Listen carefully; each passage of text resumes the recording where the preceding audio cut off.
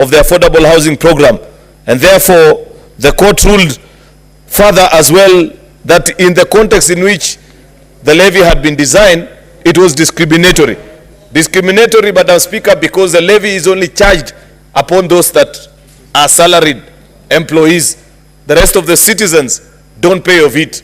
And it has been debatable, Madam Speaker, why you are levying only salaried Kenyans. And therefore, there was an argument which I don't agree with, Madam Speaker, but because we are a constitutional democracy, I respect the verdict of the court, though I greatly disagree with it in their view and the direction that we should charge this levy to all Kenyans, because by and large that is what the courts are telling us. That is what LSK, for example, as an institution, are telling us as Parliament to do, that every Kenyan, including the ordinary citizens, those that they sometimes purport to represent in petitions, must pay this particular levy, Madam Speaker. It was the general thinking of many of us that given the fact that we live in almost a quasi-socialist state, Madam Speaker, any adult who lives in this country and has gone through public education, has been educated through the taxes of other Kenyans, all of us in this house, Madam Speaker, including the members of staff, the reason why we have formal education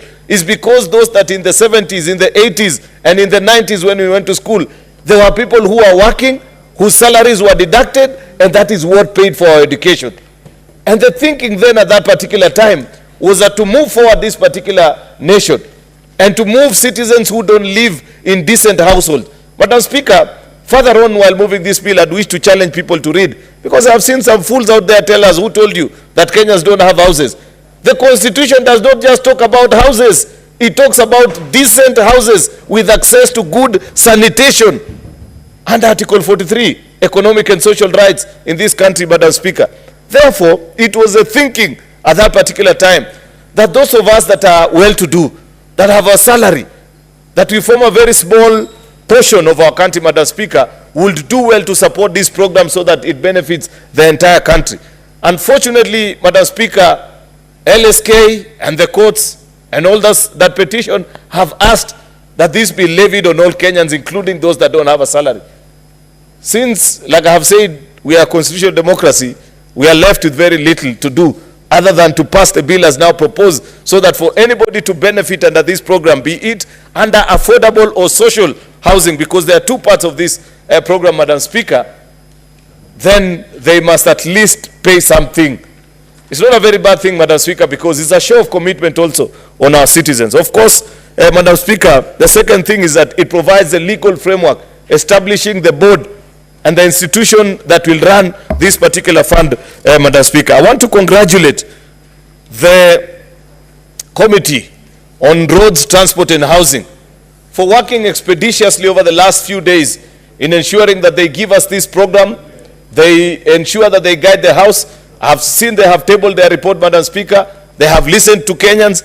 I followed last week when presenters came before them, including Juakali workers, ordinary citizens who are going to benefit out of this program, young people. In fact, Madam Speaker, affordable housing program is the wrong title for this program.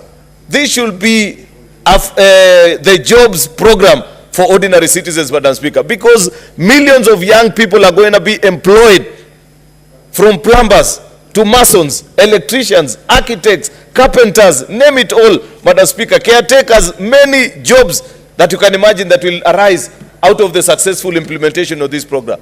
The UN Habitat, Madam Speaker, has told us that by 2063, more than 50% of the world will be living in urban areas. When you fail to plan, Madam Speaker, you are planning actually to fail. If as a country we don't make a decision on what you are going to do with our urban population that is spiraling and growing, Madam Speaker, then in another 10, 20 years, we shall have slums in every part of this country.